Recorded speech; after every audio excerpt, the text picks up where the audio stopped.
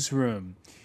The biggest source of corruption in Afghanistan was the United States, so states an unnamed U.S. official. This in a New York Times investigation into more than a decade of secret CIA cash payments to President Hamid Karzai's National Security Council. Karzai downplays the sums, but admits the story is true, as was the dash for cash, or should we say dash for dash, between Washington and Tehran. Iranians, according to the report, showing up at the presidential palace in late 2002 in a sports utility vehicle packed with bills. Cynics are already asking, did Washington get its money's worth from Karzai? Why the race for funding with Iran? And where did the cash eventually go as the U.S.-led coalition draws down towards a final pullout that is slated for the end of next year, and as the Taliban announced the start of their spring offensive? What happens when the cash runs out? Today in the France 24 debate, Hamid Karzai's CIA cash. With us to talk about it from New York, he's the former head of counterterrorism for the British intelligence service MI6, Richard Barrett, senior director at the Qatar International Academy for Security Studies. Thank you for being with us. Sure. We want to also thank Iranian-born conflict resolution consultant Fahimeh Robial. She teaches at Paris's ESSEC Business School. Thank you for being with us. Thanks as well to Patricia Lalonde of the civic group of the Mobilization of Elected Women in Afghanistan, also with the Massoud Foundation, which bears the name of the Afghan fighter that was assassinated on the eve of 9/11, and Abdul Hasib Siddiqui, who worked for the French embassy in Kabul. Today, he's at the graduate program of the French Political Science Institute, Sciences Po. Welcome to the show. Thank you. You can always join the conversation, by the way, on Facebook and on Twitter, our hashtag F24Debate. The Afghan president in Helsinki on Monday admitting to cash payments, but downplaying the sums and their use. There has been cash monthly coming to the National Security Office every month. That's not millions of dollars. That's a few $100,000. All right. He says that we got the decimal points wrong. Richard Barrett, are you surprised by, or maybe I should say, what is surprising to you about this story? Well, nothing particularly surprising about it. I think it was pretty well known that there was a lot of money going into the president's office that was essentially off the books.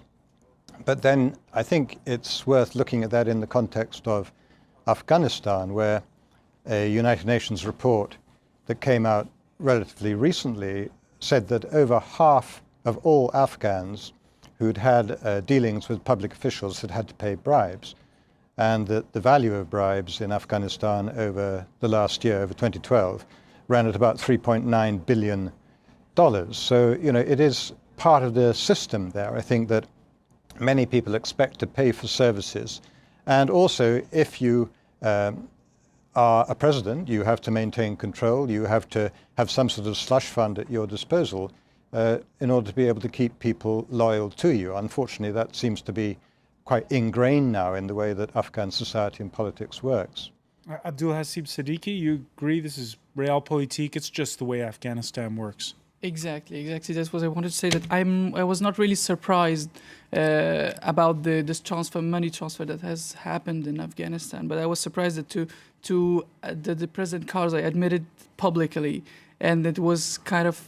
I can understand that it could shock public opinion, but we can understand that in such a conflict situation in Afghanistan, we need some funds which can get out of the normal, the traditional state budget, and it can our allies such as United States or other international community should help Afghanistan financially to try to manage this political instability, to, as Mr. Barrett said, that to buy loyalty of certain influent figures of Afghanistan to have some security insurance, so it will help a good governance take place and to get better the security situation in Afghanistan. So hang on a second. Are you suggesting that this money helps the cause of good governance?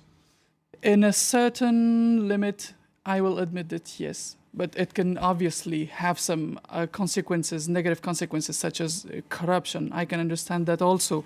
But to help, for the moment, to help to keep some stability in Afghanistan in a political point of view, to some influential figures which are which are kept controlled or entre guillemets by this money, I think it was usual. And so you think that it's useful and necessary. Patricia Lalonde, do you agree? Not at all.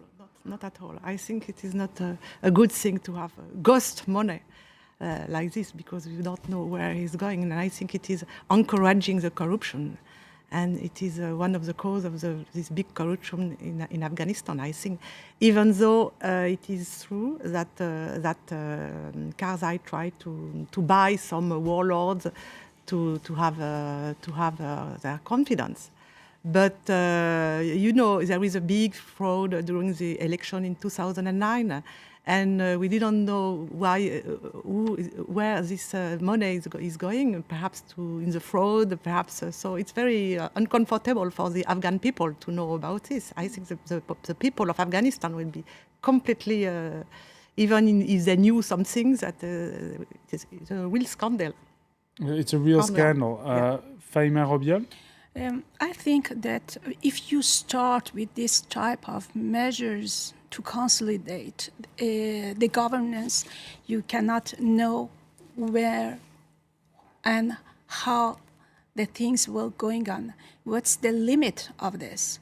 And the people who will not be in link with this type of actions and measures cannot be empowered by their own capacity and competence.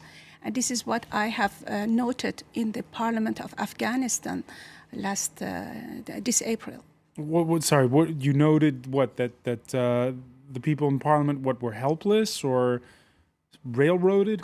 I had a lot of discussions with different ladies from different regions. And one of the examples was many of them cannot go regularly to their regions because of the lack of security. So there are the people who take the risk to come to Kabul to explain their problems and ask the support of these parliamentarians. And those who have a lot of money could buy the guest house to host these people during their stay in Kabul. But the ladies who didn't have this type of the link, they are considered by the people who elected them like the person who have not the capacity to face with the arrival of the guests. So in other words, the money, when it undermines those who don't get it, basically. Okay, the New York Times piece describes how one of the men on the take, the National Security Council's Mohammed Zia Salehi, had been arrested in 2010 in connection with a U.S.-led investigation that linked cash smuggling, the Taliban, and the opium trade. Karzai had him freed within hours. After his release, he jokingly came up with a motto that he was an enemy of the FBI and a hero to the CIA. Richard Barrett, paying out these kinds of sums, does it ultimately come back to haunt those who are paying them? Well, of course it can do. I mean, I think the issue of this sort of secret fund is twofold. First of all, of course, you completely lack accountability and transparency, and that undermines confidence in central government. But the second issue is at the local level, it undermines governance completely, in that if you can pay a policeman or if you can pay a judge either to release a prisoner or to give you a favorable judgment, then the whole issue of governance is undermined, and people then look for other power centers and therefore would tend to support the Taliban, for example, because they would believe perhaps that they were less corrupt and that they were more likely to deliver fair justice. And so if you can see that, if you can see the CIA effort here to encourage stability in Afghanistan, then you can see how it actually might work against that by, in fact, encouraging people to look to other power centers than the central government. Abdul Hasib Siddiqui, there's I guess you could call it a disparaging saying that goes that you cannot buy an Afghan, but you can rent him. Again, it begs the question there, what happens also when the money runs out? That was just wanting to complete my answer of the previous question, that it's going to be a short-term measure and never that cannot last a long time, because for the moment, one of the major problems that we are challenging for the government's issues is the security issue. So if you want to enforce the government at a very, I want to make, insist once more at a short-term measure that we have to, obviously we cannot buy, but till the government gets their own infrastructure, a strong infrastructure and a governmental point of view, I think we need these kind of short-term measures. But as about the comments that they would say that was for the President Karzai's personal expenses or the presidential palace expenses, I don't think. But it was admitted by the National Security Advisor and other Afghan authorities that it was an operational budget.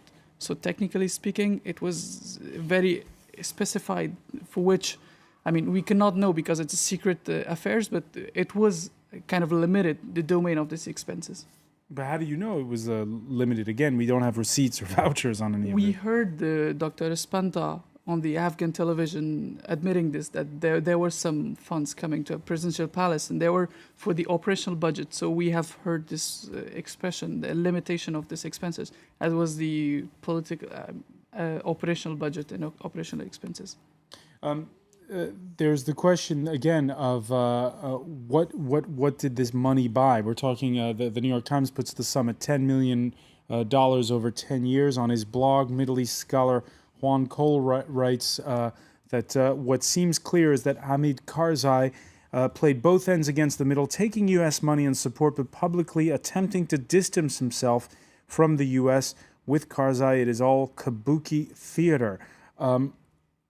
Richard Barrett, did the Americans get their money's worth so far from the sums they've paid out, if it is indeed $10 million? Well, it depends what they were looking for, I guess. But the situation in Afghanistan is not particularly encouraging. I suppose you could ask, well, would it have been worse, and would it be worse now if this money hadn't been paid out? But essentially, what the Americans, I think, were trying to do was to keep Karzai in control, not just in power, but also in control. And of course, as we come up to the presidential elections in 2014, the whole business of central government control becomes more critical because there isn't an automatically designated or anticipated successor to President Karzai. So how will that central government machinery survive his departure? And I think many people would say, well, without a well-funded strongman there who can dispose patronage and so on, you haven't the infrastructure beneath him of effective civil service or really even a particularly effective army and police force that would keep any president, whoever he was, in power. So I think that's the balance. And if the Americans believe that they're moving towards that by paying out this money, then they may think they got their money's worth. If they worry that actually, despite all that money, they haven't got there, then they're probably a little bit worried what they're going to do about the future.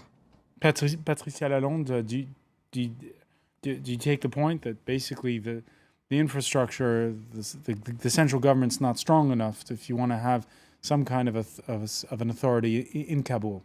Yes, absolutely. I think the government is not strong enough at all. And I think the Americans the Karzai was not a good partner for the American, and so the Americans were a little naive, I think, because to give so many money like this, try to buy, in a way, it's in a sense, it's a way to buy Karzai, to try to be close to him, and it is not a very right, but as good situation. As Richard Barrett was saying, we're in the run-up to those elections in 2014. You need some kind of a strong central authority to take us to that point. What else can you do? Absolutely, but you know that in Afghanistan there is a strong democratic opposition. really, you never speak about this, and this opposition is at this point fighting to have a real coalition and to find a candidate for the next election, and it is a hope for Afghanistan to have this democratic opposition. And it's exactly what the opposition is telling, that it is that Karzai is now weak, and with this scandal now, the people of Afghanistan could be confident in the government. But Abdulhasib Siddiqui? I totally agree with Madame Lalande that there's a new hope of the political evolution in Afghanistan. There's a new generation of Afghanistan this new generation who was gathered themselves as a form of oppositions, not only to show the Taliban that they've evolved a lot from the 1996. There's no the same population that we had in 1996 from 2001. There've been a lot of progress done in every domain, in education, in higher education, in health and political, in every domain.